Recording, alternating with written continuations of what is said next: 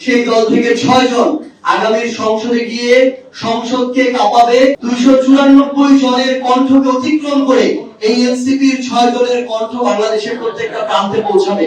আমরা আমাদের জাতীয় নির্বাচনে 125টি আসনে প্রাথমিকভাবে মনোনয়ন দিয়েছিলাম। পরবর্তীতে আমরা দেশের স্বার্থ, মানুষের স্বার্থ এবং একই সাথে দলের দীর্ঘমেয়াদী পরিকল্পনার কথা চিন্তা করে আমরা 11 দলীয় জোটে অংশগ্রহণ করেছি এবং সেখানে আমরা 30টি আসনের প্রতিদ্বন্দ্বিতা করেছি।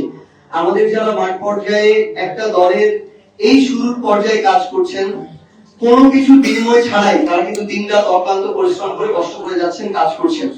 স্থানীয় পর্যায়ে দলের ভিত্তিটা তাদের হাত দিয়ে করা এবং তারা ধরে রাখছেন। সেই জায়গায় আমরাও আমাদের জায়গা থেকে সব সময় তাদের ওই পরিশ্রমটাকে, কষ্টটাকে আমরা অ্যাকনলেজ করি। কিন্তু যখন দীর্ঘমেয়াদে দল যদি ভালো থাকে, মানুষ, দেশ যদি ভালো থাকে, আমাদের নেতা কর্মী যারা আছেন, আমাদের প্রার্থী যারা, তারাও ভালো থাকবেন। তো সেই জায়গায় দীর্ঘমেয়াদে বৃহৎ স্বার্থকে সামনে রেখে আমরা এই সিদ্ধান্ত নিয়েছিলাম এবং তাদের সাথে আমরা কথা বলেছি।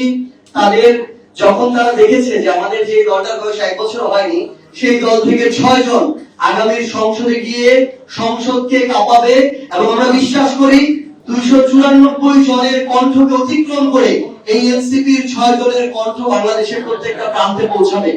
তো সেই জায়গায় যখন তারা এটা দেখে, তারা আশ্বস্ত হয় এবং তারা নতুন করে উদ্যম ফিরে পেয়েছে।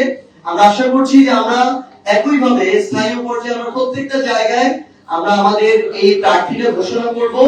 এখন পর্যন্ত তো সিদ্ধান্ত হচ্ছে আমরা এককভাবে এই লড়াইটার দিকে যাব। যদি শেষ সময় গিয়ে এরকম হয়, আমরা সবার সাথে বসে দলের যেটা বৃহৎ স্বার্থ থাকবে সেই স্বার্থকে আমাদের রেখে আমরা আমাদের জায়গা থেকে সিদ্ধান্ত নিব। আশা করছি আমাদের সাংগঠনিক বোঝাপড়ায় কোনো সমস্যা হবে না।